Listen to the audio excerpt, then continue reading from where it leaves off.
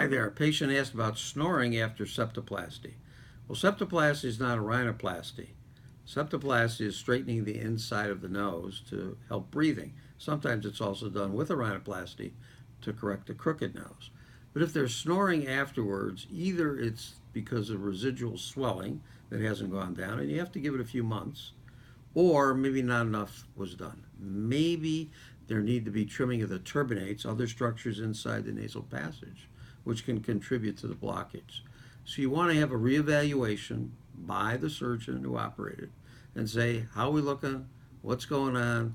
Do we need to do a little bit more? And of course, if you're not certain, check it out with a second opinion with an equally specialized nasal surgeon.